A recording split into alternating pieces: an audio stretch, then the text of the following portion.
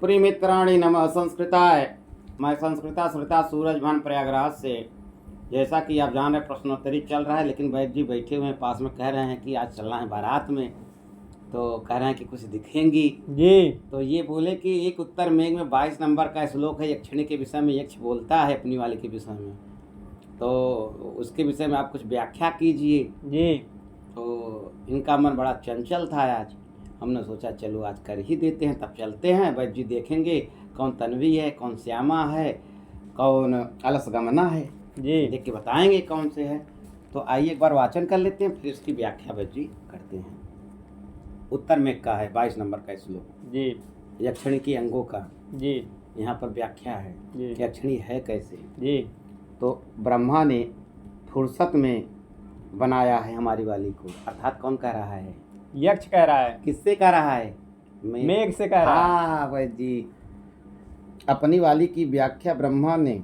देखिए, कोई हो, यदि आपकी ही वैद्य जी पत्नी होगी, जब आपका नौकरी मिल जाएगा टीजीटी में या पीजीटी में, अरे बता रहा हूँ सुन लीजिए, तो आप भी जब आप वाली आ जाएगी तो आप भी अपने वाली के अंगों की विशेषता बतला सकते हैं कि हमारी वाली कैसे कैसी है।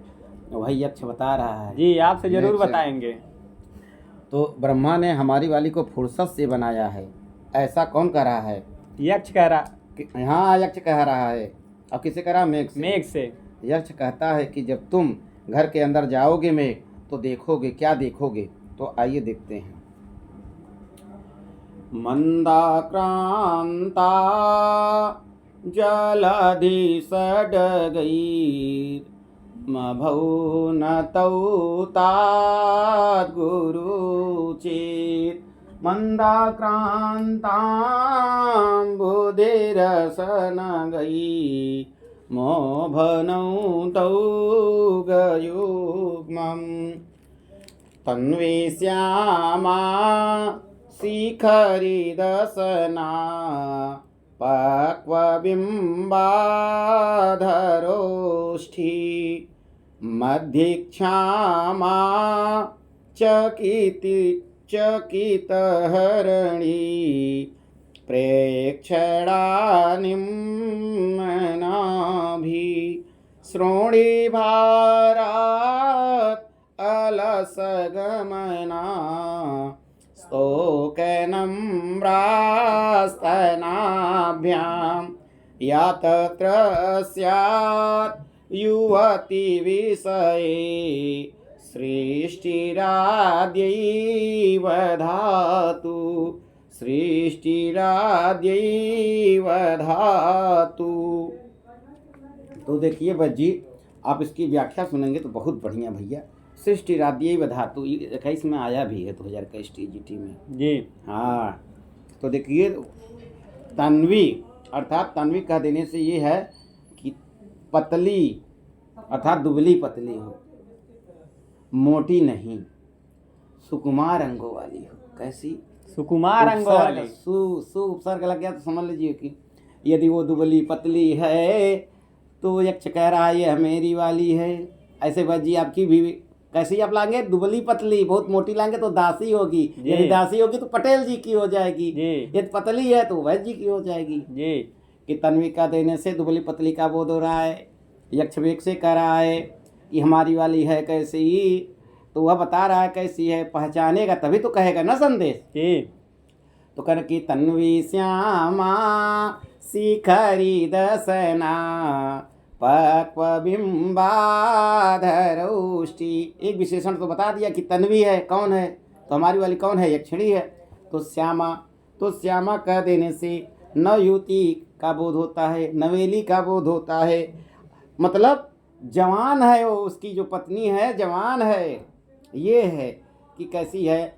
श्यामा है, अर्थात 16 वर्ष की है। यदि 16 वर्ष वाली है तो उसको कहते हैं कि भैया नंबर 1 की है। और अब 34-35 साल वाली आ जाएगी, गुरु बजा रही है जी, जो श्यामा में है। ऐसा यक्ष कह रहा है मेघ से, हम नहीं कह रहा हूँ। ये कालिदास का है भैया, उत्तर में वो कहे हैं। हमारे ऊपर आक्षेप जी मत लगाइएगा, जो कालिदास कहे हुए हैं। अच्छा, आप आरोप क्यों लगाएंगे, आक्षेप क्यों लगाएंगे? यदि उसकी है पत्नी तो अपने वाली के विषय में बता रहा है, दूसरे के विषय में तो बता नहीं रहा है। तो आप आक्षेप नहीं लगा सकते। वो किसी दूसरे को नहीं कह रहा, वो अपने वाली को कह रहा है। शिखरी दसना, तीसरी विशेषण बता रहा है कि शिखरी दसना। शिखरी दसना का मतलब ठसे ठसे दांत ना हो, चकले चकले, नुकीले दांत वाली हो। और नुकीले दांत वाली है तो समझ लीजिए कि मेरी वाली है। यदि ठसे ठसे दांत वाली है तो ये दासी है, ये आप वाली है। तो नुकीले दांत आप समझेंगे कैसे, शिखरी दसना आप जानेंगे कैसे? कालिदास कहते हैं कहें कि देखिए, प्रयोग करिए। वो उससे कहिए कि मुंह अपना खोले और आप अपनी उंगली उसके मुंह में डालिए और वो दांत से काट ले, और जब चिन्ह पड़ जाए तो समझ लेना कि शिखरी दसना। तो कैसी है? नुकीले दांत वाली है। आप जान गए ना कैसी वाली है? तो भाई जी प्रयोग करके तब लाना घर में। पक्वबिंबाधरोष्टि। तो भाई जी आप कुल्लू खरीदते होंगे सब्जी खाने के लिए। देखिए जो कुल्लू पक जाता है तो उसका रंग सिंदूरी सिंदूरी कलर होता है। कैसा रंग होता है? सिंदूरी। हाँ भाई जी, एकदम नेचुरल जिसको कहते हैं, प्रकृति वाला जी। और वो लिपस्टिक वाली नहीं। यदि वो लिपस्टिक लगाई होती तो वह वो न कहता भाई जी, यक्ष नहीं कहता कि पक्वा बिंबाधरोष्टि, तब लिपस्टिक वाला कह देता लिपस्टिक बिंबाधरोष्टि। तो वो कहा कि पक्वा बिंबाधरोष्टि। उसके अधर कैसे हैं? देखिए भाई जी, अभी बहुत सारे लोग ये नहीं जानते कौन सा ओठ है कौन सा अधर है। देखिए जो ओठ है वो ऊपर वाला है, अधर नीचे वाला है जी। नीचे का भाग अधर है, ऊपर का ओष्ठ है। तो कह रहा है कि हमारी वाली का ओठ कैसे है? कहते हैं कि जैसे सिंदूरी सिंदूरी कुल्लू होता है, पक जाने पर उसको तोड़ेंगे तो सिंदूरी सिंदूरी कलर दिखता है। यदि ऐसी वाली होगी तो मेरी वाली है, यदि लाली लिपस्टिक लगाए होगी तो कोई दासी है। अब दूसरी पंक्ति में कह रहे हैं कि मध्यक्षामा चकित हरणी प्रेक्षणानि नयनाभि। वो कह क्या रहे हैं कि मध्यक्षामा, फिर से बता दिए कि उसका जो मध्य भाग है वो कैसी है? तो कहते हैं पतली है। तो उसकी पतली कमर है। कैसी है? पतली कमर है। एक गाना भी है ना, पतली कमर है लंबे बाल। जी। अब भाई जी उसके आगे मैं तो नहीं जानता, आपको आता है हिंदी गाने बहुत बढ़िया, मुझे तो यही वाले आते संस्कृत वाले।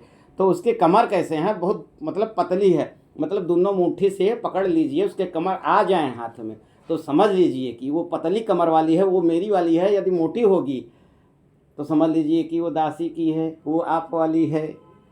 अब देखिए फिर से कहते हैं कि चकित हरिणी, चकित हरिणी। एक और बता दिए, चकित हरिणी मतलब चौकी हुई हरिणों के समान दृष्टि वाली। देखिए भाई जी आज आप बारात में जाएंगे, आप देखेंगे जो सुंदर बालिकाएं होती हैं, जो सुंदर बालिकाएं होती हैं या औरतें होती हैं, तो वो क्या होती हैं जानते हैं? वो चितवन हरिण जैसे कहते, इधर देखती हैं उधर देखती हैं, बड़ी बड़ी आँखों वाली होती हैं। और बड़ी आँख वाली जो होती हैं बड़ी सुंदर होती हैं, इसलिए कि कुचरी कुचरी आँख होगी अच्छी नहीं लगती, इसीलिए वो काजल लगाती हैं, आँख बड़ी दिखे। क्या दिखे? आँख बड़ी दिखे।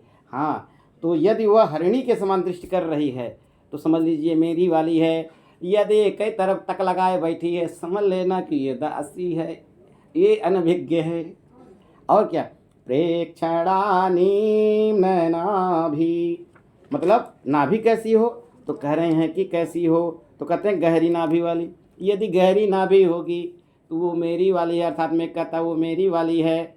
यदि उसके बाहर निकली हुई नाभि, समझ लेना कि ये दासी, वो अच्छी नहीं मानी जाती। जिसकी नाभि गहरी हो वो सुंदर मानी जाती ही होती।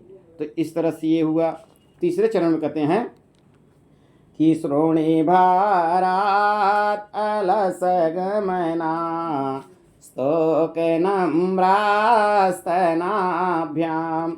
देखिए श्रोणी भारात अलस गमना तोड़ेंगे तो कहते हैं कि श्रोणी के भार से अर्थात नितंबों के भार से मंद गति वाली कौन है? यक्षिणी है। देखिए यहाँ मंद गति का कारण क्या है? नितंब का भार जी, न कि जघन दोष। आप उसमें दोष मत समझिए। यह श्रोणी भारात से सूचित कर दिया जाता है कि स्त्रियों की कमर के पिछले भाग को नितंब और अगले भाग को जघन कहते हैं। तो आप इसमें दोष न निकालें, इसलिए कालिदास बता दिए कि देखिए जो श्रोणी भारात होती हैं वो धीरे धीरे चलती हैं। इसीलिए देखिए गांव में इस समय बारात का मौसम चल रहा है बच्ची जी, तो बहुएं गांव में आ रही हैं जी। आप देखे होंगे बहुत धीरे धीरे जयमालों पे आप देखते होंगे क्या पहनती हैं इस समय? लहंगा। हाँ भाई जी, खूब आप समझदार है। तो लहंगा पहनती है तो वो देखिए ज़मीन में पकड़े रहता है, जी तो उसमें भी बारीकियां हैं। तो वो हल्का से देखिए अपने दोनों हाथों से हल्का से उठा के चलती है, कहीं मिट्टी ज़्यादा ना बटोरने लगे, झाड़ू का काम। जी और धीरे धीरे चलती हैं। और जब घर में आ जाती हैं पति के घर, तो देखिए कहती हैं ना घर में सासू सासू, आपकी अम्मा भी कहेगी कि हे दुल्ही धीरे धीरे चल। हाँ, और जो तेज़ी से चलती हैं वो छुछुंदर जैसी होती हैं। सास को समझाती हैं कि इनकी जो है कि बहू को कोई कहे न कह रही भागती है, छत पे दौड़ती है, ऐसे करती है वैसे करती है। देखिए इससे बोध होता है, कालिदास सिखा रहे हैं जीवन के भी विषय में कि बहुओं को कैसे चलना चाहिए आराम से, और भागे पर आए ना लगे छुछुंदर जैसा। जी हाँ बस जी। और क्या है, ये हो गया। और क्या है, स्तोक नम्रास्तनाभ्याम, क्या है, श्रोणी भारा तो वो पहले वाले का था ना जी नितंबों के भार से गति के कारण भार, ये हो गया। और स्तनाभ्याम स्तोक नम्रा, अर्थात स्तन मतलब कुचों के भार से कुछ झुकी हुई, यहाँ झुकना स्तन भार के कारण न कि शारीरिक दोष से। यह स्तनाभ्याम भाई दो हैं तो द्विवचन का है, यहाँ झुकना स्तन भार के कारण न कि शारीरिक दोष से, यह स्तनाभ्याम से सूचित किया जाता है। देखिए जब पतली कमर होगी, नितंब होंगे तो इस तरह से होंगे तो वो युवती बहुत अच्छी मानी जाती है। और क्या है, या तत्र स्यात् युवती विषयी, तो कहते हैं कि या तत्र स्यात्, कहते तत्र माने अर्थात अलकापुरी, स्यात् माने हो, और या माने क्या, यक्षिणी के लिए आया है जी। और युवत विषय तो कहते हैं युवतियों के विषय में, कहते हैं सृष्टिराद्यैव धातु, कहते हैं ये ब्रह्मा की पहली रचना है, बढ़िया कारीगरी हुई है। और उक्त सभी विशेषणों से सूचित किया गया है कि यक्ष पत्नी सर्वलक्षण संपन्ना परम सुंदरी रमणी रत्न थी। अब समझ लीजिए जी। और इस श्लोक के प्रथम चरण में अधर और ओष्ठ शब्द पर्यायवाची हैं, अतएव आपाततः पुनरुक्त की प्रतीति होने से पुनरुक्ता भास अलंकार है।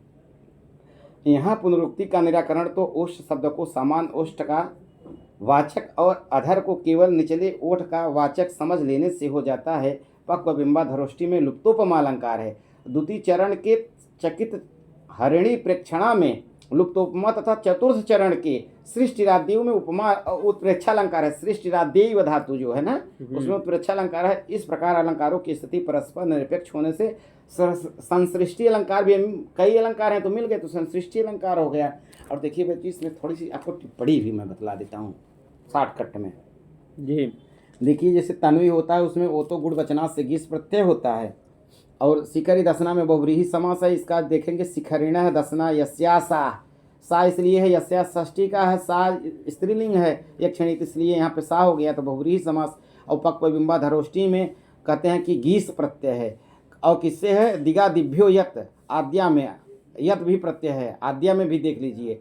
और पक्व बिंबाधरोष्टि में गीस है तो इसमें भी क्या है जानते हैं, बहुव्रीहि समास है। पक्व बिंबम इव अधरोष्ठ यस्यासा बहुव्रीहि। और चकित हरिणी प्रेक्षणा में देखिए क्या है, लास्ट वाला जो बनता है ना तो बहुव्रीहि समास होगा ना, तस्या प्रेक्षण इव प्रेक्षण यस्या सह बहुव्रीहि। और देखिए प्रेक्षण में प्रच्छ धातु से इक्ष प्र उपसर्ग पूर्व इक्ष धातु से ल्युट प्रत्यय।